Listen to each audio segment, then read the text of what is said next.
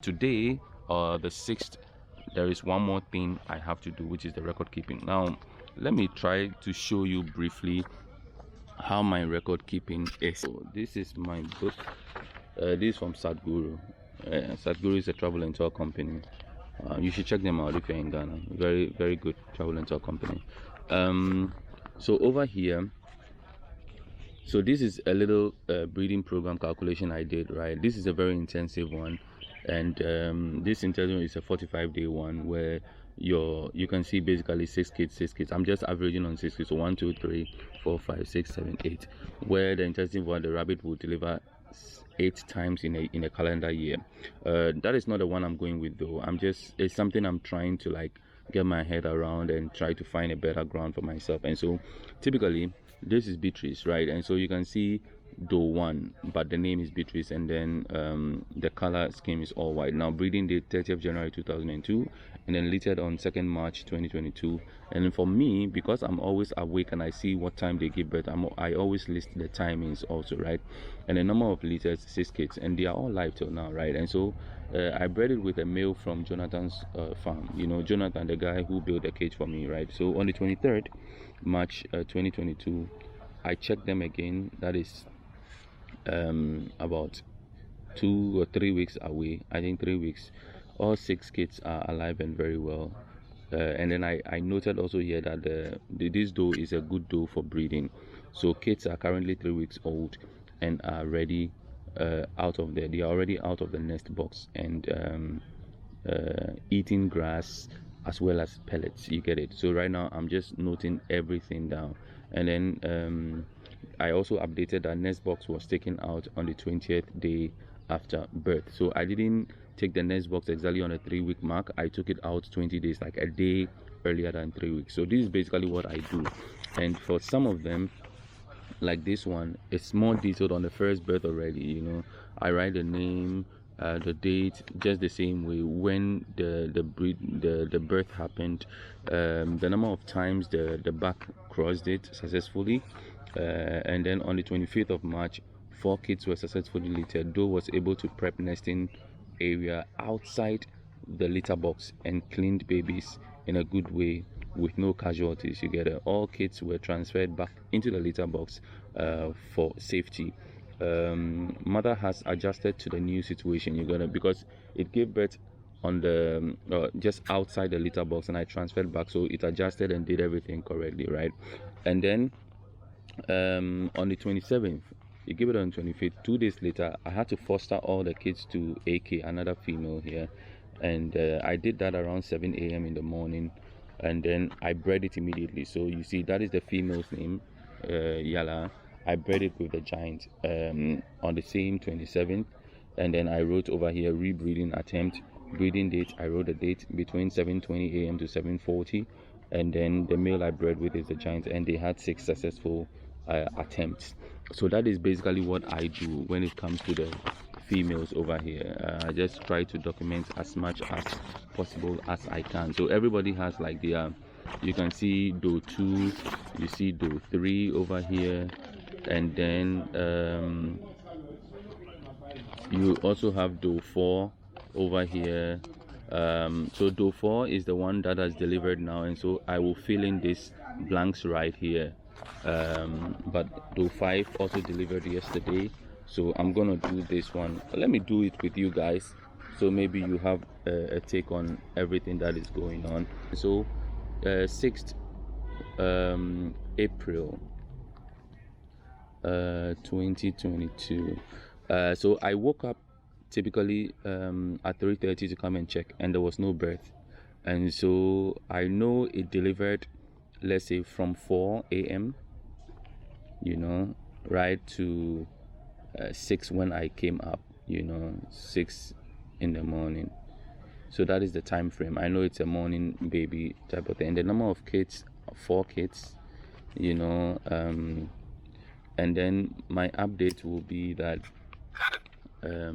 it did successful birth with no casualties. mother did not pull any fur to cover kids, so I have to observe that. I have to observe that it didn't pull any fur to cover kids, so that is something important that I have to check. So I will note, so far good motherly instincts, and will monitor for more.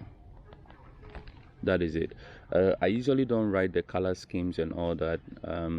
Later I think I will update them and stuff, but that is it. Then I do something over here. So over here I have my bags on the farm. So I have Commander, I have Boxer, I have Giant. Now I have had kids with Commander already, so over here I write potent, first successful breeding with Yala. They made 4 kids, and so I know the first female that birthed kids from Commander for me. And then Boxer, yesterday one also gave birth with 4 kids. That's a first time mother, and that's the first time I'm breeding Boxer with any female here. Boxer, it was also Boxer's first time. Also from the farm I got it from, he had never crossed, and so that's the first time. Commander also, it was the first time it was breeding with a female, which happened to be Yala right there. And so their first times they all gave me 4 each, so I know they are potent, and that for me is important to know that the male I'm crossing with are potent. So going forward, what happens is that if, let's say, they have one successful crossing, I know it will work because I know they are potent. You get it? I just have to make sure that the female is on heat and everything is right from the female's perspective, and that is exactly what I'm going to do. So also, since I brought the Giant onto the farm, it is the first time I've mated with a few other females right now, but this is the first one that gives birth. So I'm also going to note here that it is potent, and then also first successful breeding, but this time with Nana Ama. You get it? And then 4 kids. That is it right here.